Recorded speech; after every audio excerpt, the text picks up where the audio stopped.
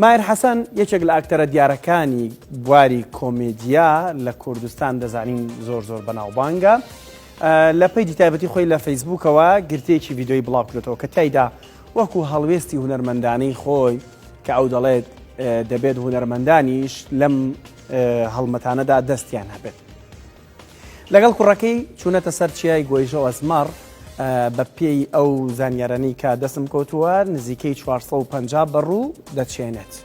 دەبێت چاڵێکی 10 سانتیمەتری هەڵبکەنیت، هەر چاڵێک 3 بەڕووی تێ بکەیت. ئەم هەڵمەتە ئێستا هەڵمەتێکی گشتگیرە، خۆشبەختانە لە کوردستان دەستی پێکردووە هەڵمەتی بەڕووچاندن. بۆ بەڕوو ڕەنگەمە پرسیاری زۆرینەتان بێت لەبەرەوەی بەڕوو تەمەنی درێژە، پێویستی بە خزمەتکردن نییە، ئاوی ناوێ، هەمیشە ساوزیشە، لەبەرەوە دیمەنێکی جوان دەبەخشێت. پێویستەکە ئێمە ئەو درەختانە بچینین کە سیمایەکی جوان و ئۆکسجینی پاکمان دەدەنێ و خزمەتیان کەم دەوێت.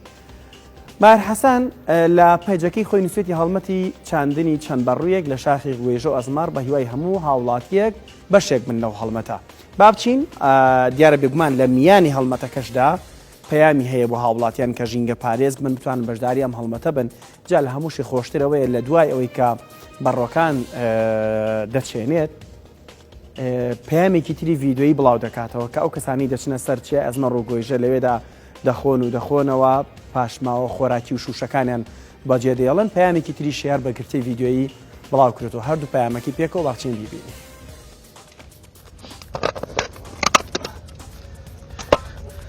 دەستخۆشی لە هەموو ئەو کۆمپانیا و ئەو بەڕێزانەیەکەم کە هەڵمەتی نەمام ناشتنیا ڕاگەیاندەوە، هەروە هەڵمەتی سەوزکردنی شاخی گوێژیان ڕاگەیاندووە، چونکە بەڕاستی شاخی گوێژە لە سروشتی شاری سلەیمانیە هەتابڵی دیمەنێکی جوان و دڵفێنی هەیە.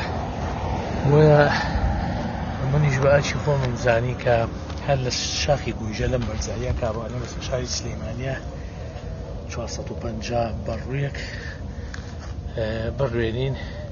بێگومانەوە نێ من بزانم ئازانم دوو سێسێ ئەگەر بە هەڵا نەچوو بۆ مەختە چاڵێکەوانێ بۆ یەگەریشیان نەڕویا دوانیان نەڕێدانەیەشیان هەر ئەمەلی ئەوەی هەبێکەوە سەردەر کاتو بێتە دەرەوانێ سەوزکردنی شاخی گوێژە بەڕاستی ئەچی هەموو لایەکمانە و دەست و چاوی هەموو هاوڵاتیانە ماجەکەم و ئەرزانە ماجەکەم کە هەوڵێن لە گەڕەکەکانیان لەسەر شەقامەکان لە شوێنە سروشتیەکانی کوردستانە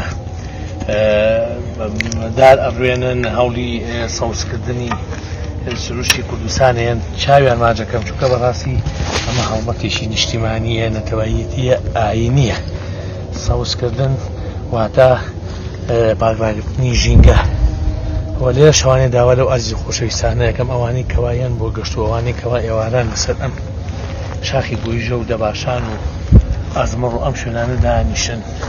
کاتان لێ یەکەم چەندین جار ئێمە هاوارمان کردو و مانگەوازمان کردو و دەست و چاوتان ماجەکەین، ئەوەنەی کەوا چێژ دە و ساتانەی خۆتان نەبینن.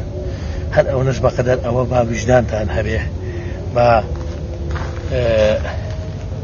بەزەییەتان بەم خاکا بێتەوە، بەم شارا بێتەوە. یەک عەلاگەی بچووکە، عەلاگەکە هەمووی بە بەتاڵی ناگاتە بچیرەوە، لەگەڵ خۆتە هەڵی گرەوە بیخەرەوە ناو سیارەکەت و پێشتە بەردەگای ماڵەوانێ بیخەرە تەنەکەی زەبڵەکەوانێ، چووکە بەڕاستی ئەوەی کاو کارانەیە کاتەوە دوورە لە هەموو معریفەتێک و لە سەقافەتێک. بۆیە داواکارین کەوا ئەم سروشتە جوانە ئەم ژینگەیە پاک ڕاگرن. دووبارەوە ئێمە خەریکین لێرە لە شاخی گوێژە من و کادێری کوڕم ئەمانوێت لە هەر شوێنێک کابێ چەندمان پێ بکرێت کوردستانەکەمان سەوز و جوانکەین. دەستخۆش. ئەوە چاڵەکانمان حازر کردو و چەند بەڕوویەکی تێوەکەین بە هیوای ئەوەی سەوز بێ. سپاس بۆ ئێوە. بەڕێزان ئەوە کە لێبینی ئەوە هەمووی شوشەیە لەوێ.